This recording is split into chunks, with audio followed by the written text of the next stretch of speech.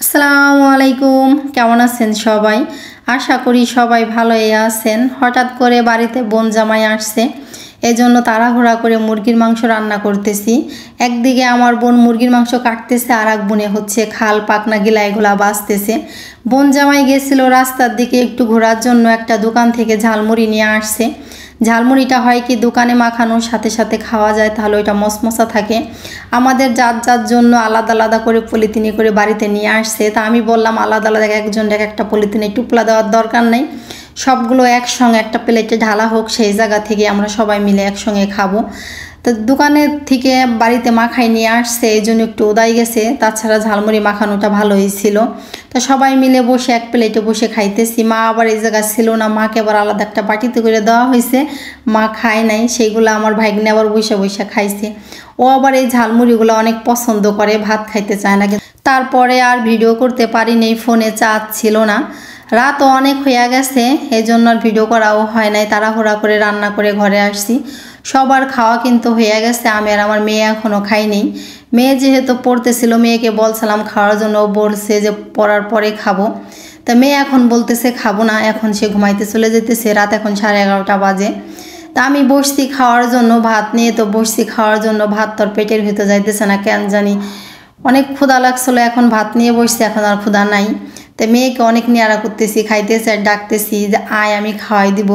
পরে অনেক কথা বলার পরে আসছে, আসার পরে আমি কয়েক লোকমা খাওয়ার পর ওকে এই ভাতগুলো খাওয়াই দিলাম।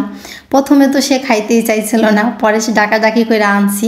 বোন জামাই তো আসার সময় দই নিয়ে আসছে, সিঙ্গারা পুরি আর অনেক কিছু আনছে, কিন্তু তখন আমার কিছুই খাওয়া হয় নাই। আবার আমাদের বাড়ির কাছে একটা দোকান থেকে আমাদের ঝালমুড়ি আইনে খাওয়াইছে। তা তখন তো আমি দই খাইনি, তো এখন ভাবছি আমি খাবো। তো টুপা থেকে না যখন এই দইটা বাড়া হয় চামিচ দিয়ে, এরকম দই দেখলে আমার কাছে অনেক ভালো লাগে।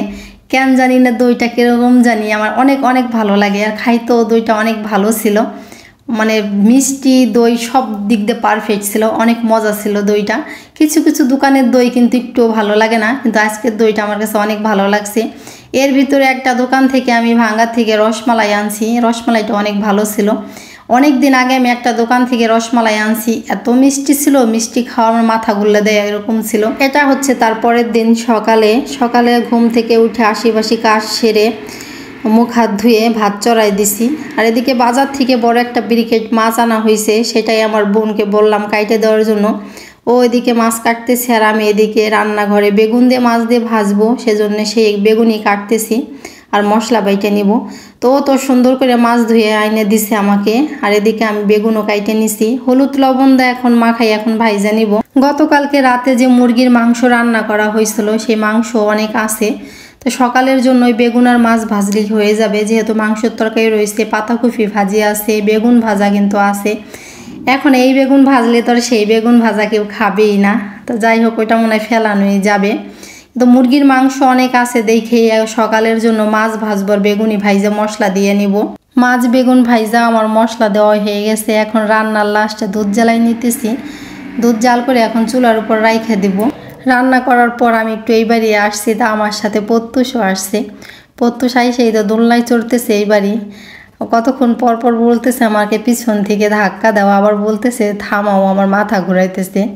তাও দোলনা থেকে নামতেছে না। আমি তো এখন যাইতেই পারতেছি না বাড়িতে, বেলা অনেক হয়ে গেল, তাও যাইতেছে না।